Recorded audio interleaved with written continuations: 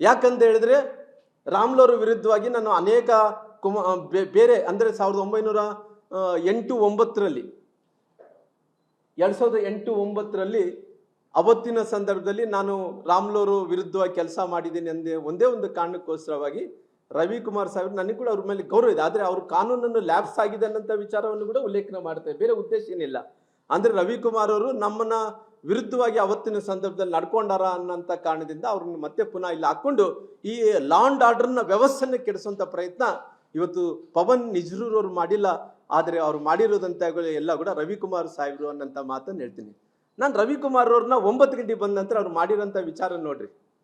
9 ಗಂಟೆಗೆ ಬರ್ತಾರ, IG madam ಬರ್ತಾಳ ನನ್ನ ಹತ್ರ. IG ಮೇಡಮ್ ಅಂತ ರಾಮ್ಲು IG ಮೇಡಮ್ ಕರೀತಾರ. IG ಮೇಡಮ್ ನಮ್ಮವ್ರು ಹೇಳ್ತಾರೆ ಯಾಕೆ ಹೋಗ್ಬೇಕು, ನಾವ್ ಯಾಕೆ ಹೋಗ್ಬೇಕು ಅಂತ ನನ್ನ ಹಿಡ್ಕೊಂತಾರೆ. ಯಾಕಂದ್ರೆಗಿನ ಅವರು ಎಲ್ಲನ್ನ ಹಿಡ್ಕೊಂಡು ರಾಮ್ಲೋರ್ನ ಪೊಲೀಸ್ ಸ್ಟೇಷನ್ ಒತ್ಕೊಂಡು ಹೋಗ್ಬಿಡ್ತಾರೆ ಅಂತೇಳಿ ಅವ್ರು ಏನು ಮಾಡ್ತಾರೆ ಅಂದರೆ ಹೋಗ್ಬೇಡ ಅಂತಾರೆ. ಇರಲಿ IG ಮೇಡಮ್ ಬಂದಮೇಲೆ ನಾವು ರೆಸ್ಪೆಕ್ಟ್ ಕೊಡ್ಬೇಕಂತ ಹೋದಂತ ಟೈಮಲ್ಲಿ IG ಮೇಡಮ್ ಅವರು ಮರ್ಡರ್ ಕೇಸ್ ಆಗಿದೆ, ಮರ್ಡರ್ ಕೇಸಲ್ಲಿ ನಿಮ್ಮನ್ನ ಅರೆಸ್ಟ್ ಮಾಡ್ತೀರಿ ಅಂದರೆ ನೀವು ಏನು ಮಾಡ್ತೀರಾ ಮಾಡಿ ಮೇಡಮ್, ನಾನಂತೂ ಆಂಟಿಸಿಪೇಟ್ ಬಳ್ತೊಂಡು ಕಾನೂನು ಅದರದ್ದೇ ಆದಂಥ ಕ್ರಮ ತಗೊಳ್ರಿ ಅನ್ನೋಂಥ ಮಾತನ್ನು ಹೇಳಿದೆ.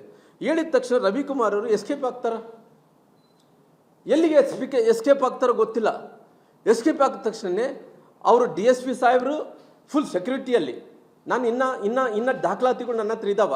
ಅವರು ಹತ್ತತ್ರ ಮಧ್ಯಾಹ್ನದಿಂದ ಪ್ರಿಪ್ರೇಷನ್ ಆಗಿ ಸುಮಾರು 2:30ದಿಂದ ಪ್ರಿಪ್ರೇಷನ್ ಆಗಿ ಆ ಬ್ರಾಂದಿ ಶಾಪದಲ್ಲಿ ಬಳ್ಳಾರಿಯಲ್ಲಿ ನಮ್ಮ SP ಸರ್ಕಲ್ದಲ್ಲಿ ಬ್ರಾಂದಿ ಶಾಪದಲ್ಲಿ 300 ಮಂದಿ ಕುಡಿತಾ ಇದ್ರಲ್ಲ, ಆ ಕುಡಿದಂಥ ಬಾಟಲ್ಸ್ ಜೊತೆಲಿ ಪೆಟ್ರೋಲನ್ನು ತುಂಬ್ಕೊತಾ ಇದ್ರಲ್ಲ, ಬಾಟಲ್ ಇದು ಕ್ಯಾನ್ಗಳು ತಂದು ಆ ಕ್ಯಾನ್ಗಳು ತುಂಬೋದು ಕೂಡ ವಿಡಿಯೋ ಆಗಿದೆ. ನಾನು ಮತ್ತೆ ಪುನಃ ನಿಮಗೆ ಒಂದೇ ಸಾರಿ ನಾನು ಹೇಳಲ್ಲ, ಎಲ್ಲ ವಿಚಾರಗಳು ಹಂತವಾಗಿ ಎಲ್ಲವನ್ನು ತೊಗೊಂಬರೋಂಥ ಕೆಲಸಗಳು. ಆ ಪೆಟ್ರೋಲ್ ತುಂಬಿಕೊಂಡಿರೋದು, ಬಾಂಬ್ಗಳು ತಯಾರು ಮಾಡಿರೋದಂಥದ್ದು ಎಲ್ಲ ಕೂಡ ವಿಡಿಯೋ ಇದಾವ. ಆದರೆ ತಡಿಯಪ್ಪಣ್ಣ ನಾನು ಮುಗಿಸ್ತೀನಿ. ಅಕಸ್ಮಿತವಾಗಿ ಅಲ್ಲಿ ಬಾಂಬುಗಳು ಆದ ತಕ್ಷಣ ಅವಾಗ ಎಲ್ಲ ಬಾಂಬುಗಳು ತೊಗೊಂಬರಂತೂ ಕೂಡ 2:30ರಿಂದ ಪ್ರಾರಂಭ ಮಾಡಿದಾರ. 2:30ರಿಂದ ಪ್ರಾರಂಭ ಮಾಡಿದ ತಕ್ಷಣವೇ ಹಿಂಗೆಲ್ಲ ಘಟನೆಗಳಾಗ್ತಾವ. ಘಟನೆಗಳಾದ ನಂತರ ಪುನಃ MLA ಅವರು ಈ ಸಿಚುವೇಶನನ್ನು ಏನು ಅವರು ಇದನ್ನು ದೊಡ್ಡದು ಮಾಡಬೇಕು ಅನ್ನೋಂಥ ಕಾರಣದಿಂದ ಅವ್ರು ಎಲ್ಲಿ ಬರ್ತಾರ, SP ಸರ್ಕಲ್ ಬರ್ತಾರ, ದುರ್ಗಂಗುಡಿಗೆ ಬರ್ತಾರ. ಬಂದಂಥ ಟೈಮಲ್ಲಿ ಫಿಲಿಮ್ ಸ್ಟೈಲಲ್ಲಿ ಫಿಲಿಮ್ ಸ್ಟೈಲಲ್ಲಿ ಬಂದು ಏನಾಗುತ್ತೆ ನೋಡೋಣ ಅಂತಾನ. ಒಂದು ಕಡೆ ರವಿಕುಮಾರ್ ಹೇಳ್ತಾರ, ಇಲ್ಲ ರೀ ನಾನು ತಪ್ಪಿಸ್ಕೊಂಡೋಗಿ ಓಪಿಡಿತ್ರಿದ್ದೀನಿ. ಯಾಕೆ ಓಪಿಡಿತ್ರ ಹೋಗಿ ಅಂದ್ರಿಗಿನ ಹೇಳ್ತಾನೆ ರವಿಕುಮಾರ್, ಇಲ್ಲ ರೀ ನಾನು ಯಾರೋ ಒಂದು ಇನ್ಸಿಡೆಂಟ್ ಆಗಿತ್ತು ಅದಕ್ಕೋಸ್ಕರ ನಾನು ಓಪಿಡಿದಲ್ಲಿ ಹೋಗ್ತೀನಿ. ಅವ್ರ ಉದ್ದೇಶ ಏನಂದರೆ ನಾನು ಓಪಿಡಿ ಹತ್ರ ಹೋಗ್ತೀನಿ, ನೀವು ಮುಗಿಸ್ಬಿಟ್ರಿ ಅಂತೇಳಿ. ಅವರೆಲ್ಲ ಕೂಡ ಪ್ಲ್ಯಾಂಡು. ಓಪಿಡಿ ಹತ್ರ ನಾನು ಹೋದಂಗೆ ತಪ್ಪಿಸ್ಕೊಂಡಂಗೆ ಮಾಡ್ತೀನಿ. ಅವರು ನೀವೇನಿದ್ರಿಗಿನ ಬೇಕಾದ್ರೆ SP ಗೆ ಕೊಡ್ಲಿಕ್ಕೆ ಕಟ್ಟಾನ. ಆತ SP ಗೆ ಏನು ಗೊತ್ತಿಲ್ಲ, ಪಾಪ ಅಮಾಯಕಿದ್ದಾನ. ಅವತ್ತೇ ಭಾಳ ವರ್ಷಗಳ ಕಾಲ ಡ್ಯೂಟಿಗೆ ಬಂದಾನ. ಇವತ್ತು ಯಾರೊಬ್ರು ಇದರಲ್ಲಿ ನಾವು ಈ ಇನ್ಸಿಡೆಂಟಲ್ಲಿ ತಪ್ಪಿಸ್ಕೋಬೇಕಂದ್ರೆ ಇದು ದೊಡ್ಡ ಅನಾಹುತ ಕಾಣ್ತಾ ಇದೆ. ನಾನು ಒಬ್ಬರಿಗೆ ಹೋಗ್ತೀನಿ, ನೀವೆಲ್ಲ ಕೂಡ ಭರತ್ ರೆಡ್ಡಿ ಅವ್ರ ಜೊತೆಲಿ ಬಂದು ನೀವೆಲ್ಲರೂ ಕೂಡ ಜನಾರ್ದನ್ ರೆಡ್ಡಿ ಅವ್ರನ್ನ ಮುಗಿಸ್ಬಿಡ್ರಿ, ಜನಾರ್ದನ್ ರೆಡ್ಡಿ ಮನೆ ಮುಗಿಸ್ಬಿಡ್ರಿ ಅನ್ನೋಂಥ ಒಂದು ಷಡ್ಯಂತ್ರವನ್ನು ಮಾಡಿ ಒಂದು ದೊಡ್ಡ ಪ್ಲ್ಯಾನನ್ನು ಮಾಡಿಕೊಂಡು ಈ ರೀತಿ ಗುಂಪಾಗಿ ಬರೋಂಥ ಕೆಲಸ ಮಾಡಿದ್ದಾರೆ. ಈ ಗುಂಪು ಬರೋಂಥ ಸಂದರ್ಭದಲ್ಲಿ ಇವತ್ತು ನಾನು ಸನ್ಮಾನ್ಯ ಉಪಮುಖ್ಯಮಂತ್ರಿಗಳು ಸಾಹೇಬರು ಬಂದಂಥ ಟೈಮಲ್ಲಿ IG ಕೂಡ ನೇರವಾಗಿ ಈ ರೀತಿ ಆಗಿದೆ, ನಮ್ಮಿಂದನೇ ಆಗಿದೆ ಅನ್ನೋ ಆರೋಪ ಮಾಡಿ ನಿನ್ನದ್ರಲ್ಲಿ ನೇರವಾಗಿ ಮಾತಾಡಿದ್ದು IG ತಪ್ಪೆ ಅಲ್ಲ. ನನಗೆ ಜನಾರ್ದನ್ ರೆಡ್ಡಿ ಅವ್ರು ಹೇಳ್ತಾರೆ, ನನಗೆ ಅಕಸ್ಮಿತವಾಗಿ ಯಾವುದನ್ನ ಒಂದು ಡೆತ್ ಆಗಿದೆ ಅಂತ ಹೇಳ್ತಾರೆ, ಇನ್ಸಿಡೆಂಟ್ ಆಗಿದೆ ಅಂತ ನನ್ನ ಮೇಲೆ ಮರ್ಡರ್ ಕೇಸ್ ಫಿಕ್ಸ್ ಮಾಡಿದರು. ನನ್ನ ಮೇಲೆ ಜನಾರ್ದನ್ 302 ಫಿಕ್ಸ್ ಮಾಡಿದರು. ಅಲ್ಲಿ ವಿತೌಟ್ ಎನ್ಕ್ವೈರಿ ಎಲ್ಲನ ಇತಿಹಾಸದಲ್ಲಿ 302 ಫಿಕ್ಸ್ ಮಾಡಿರೋಂಥ ಉದಾಹರಣೆಗಳು ಇದೆ ಅಂದ್ರಿ ಸರ್. ಈ ಗಲಭೆಗಳಾದಂಥ ಟೈಮಲ್ಲಿ 302 ನನ್ನ ಮೇಲೆ ಇವತ್ತಿಗೆ ನನ್ನ ಮನೆ ಮರ್ಡರ್ ಕೇಸ್ ಇದೆ. ಈ 302 ಕೇಸ್ ಆದ ತಕ್ಷಣ ಇವತ್ತು IG ಮೇಡಮ್ ಬಂದರು. IG ಮೇಡಮ್ ಅವರಾಗಲಿ ಅವರು ಸೀನಿಯರ್ ಮೋಸ್ಟ್ ಆಫೀಸರ್ ಇದ್ದಾರೆ, ಎನ್ಕ್ವೈರಿ ಮಾಡಬೇಕಾದ್ರೆ ರಾಮುಲು ಈ ಥರ ಬ್ಯಾಕ್ಗ್ರೌಂಡ್ ಇದ್ದಂಥ ಮನುಷ್ಯ ಇದ್ದಾನ, ಜನಾರ್ದನ್ ರೆಡ್ಡಿ ಅವರು ಈ ಥರ ಬ್ಯಾಕ್ಗ್ರೌಂಡ್ ಇರೋಂಥ ಮನುಷ್ಯ ಇದ್ದಾನೆ, ಏನಿಲ್ಲ. ಸುಮ್ಮನೆ ಅವ್ರ ಹತ್ರ ಆ್ಯಕ್ಷನ್ ಕೂಡ ತೊಗೊಂಡಿಲ್ಲ. ನಾನು ಒಂದು ವಿಡಿಯೋ ನೋಡ್ತಿದ್ದೆ ಜನಾರ್ದನ್ ರೆಡ್ಡಿ ಸರ್, ಆ ಹೆಣ್ಮಗಳು ಭರತ್ ರೆಡ್ಡಿ ಅವ್ರ ಹತ್ರ MLA ಹತ್ರ ಹೋಗಿ ಮಾತಾಡ್ತಾರ, ಯಾರ ಹತ್ರನೂ ಹೋಗಿ ಮಾತಾಡಿದ ನಂತರ ಯಾವ್ಯಾವ ಕೇಸ್ ಹಾಕ್ಬೇಕಂದೇಳಿ IG ಮೇಡಮ್ ಕೇಳ್ತಾರೆ. ನಮ್ಮ ಪರಿಸ್ಥಿತಿ ಏನ್ರಿ, IG ಮೇಡಮ್ ಕೇಳ್ತಾರಲ್ರಿ. SP ನಿಯಂತ್ರಣ ಮಾಡಿಲ್ಲ ಅಂದ್ರೆ IG ಗೆ ಅಧಿಕಾರ ಇದೆ SP ಮೇಲೆ.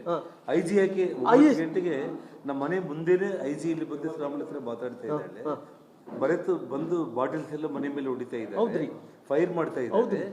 IG ಯಾಕೆ ಆಕ್ಷನ್ ತಗೊಂಡಿಲ್ಲ?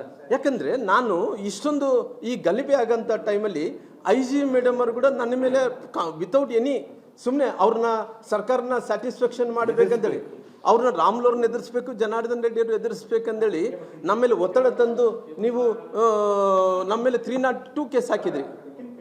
ನಾನು ಅಕಸ್ಮಿತವಾಗಿ ನಾನು ಏನನ್ನ ಆ ಥರ ಬ್ಯಾಕ್ಗ್ರೌಂಡಿಂದ ಬಂದು ಆ ಥರ ಇನ್ಸಿಡೆಂಟ್ ಆಗಿದ್ರೆ ನನ್ನ ಜೀವಂತವಾಗಿ ತಾವು ಬಿಡ್ತಿದ್ರ, ಒದ್ದು ನನ್ನ ಕುಟುಂಬವನ್ನು ಎಳ್ಕೊಂಡೋಗಿ ನೀವೆಲ್ಲರಿಗೂ ಜೈಲಲ್ಲಿ ಹಾಕ್ತಿದ್ರಿ. ಆದರೆ ಭಗವಂತ ನಮ್ಮ ಪರವಾಗಿದ್ದಾನ. ಆದರೆ ನಾವು ಯಾವತ್ತೂ ಕೂಡ ಯಾವತ್ತೂ ಕೂಡ ಕೆಟ್ಟ ಕೆಲಸ ಮಾಡಿಲ್ಲ. ನಾರಾ ಭರತ್ ರೆಡ್ಡಿ ಅವರೇ, ನಮ್ಮ ಜೀವನದಲ್ಲಿ ಯಾವತ್ತಿದ್ರು ಕೂಡ ಯಾರನ್ನ ಕೊಲೆ ಮಾಡಿನಾಗಲಿ, ಯಾರನ್ನ ದೌರ್ಜನ್ಯದಲ್ಲಿ ಆಸ್ತಿಯನ್ನು ದೌರ್ಜನ್ಯದಿಂದ ಆಸ್ತಿ ಹಾಕ್ಕೊಂಡಿದ್ದಾಗಲಿ, ಇಲ್ಲಿದ್ರೆ ಯಾರನ್ನ ಇಸ್ಪೇಟೆಯಲ್ಲಿ ಹಾಕ್ಸಿದ್ದು ಮಾಡಿದ್ದಾಗಲಿ, ಯಾರನ್ನ ಅಕಸ್ಮಾತ್ ಇಲ್ಲ ಅಂದ್ರೆ ಗಾಂಜಾ ಮಾರಾಟ ಮಾಡಿದ್ದಾಗಲಿ, ಇಲ್ಲಿದ್ರೆ ಮಟ್ಕ ಬರ್ಸಿದ್ದಾಗಲಿ ನಮ್ಮ ಬ್ಯಾಕ್ಗ್ರೌಂಡ್ ಅಲ್ಲ ಸ್ವಾಮಿ. ಭರತ್ ರೆಡ್ಡಿ ಅವರು ನಮ್ಮ ಬ್ಯಾಕ್ಗ್ರೌಂಡ್ ತಿಳ್ಕೊಳ್ರಿ. ನಾವು ಪ್ರಾಮಾಣಿಕವಾಗಿ ರಾಜಕಾರಣ ಮಾಡ್ಕೊಂಡು ಇಲ್ಲಿ ತನಕ ಬಂದ್ವಿ.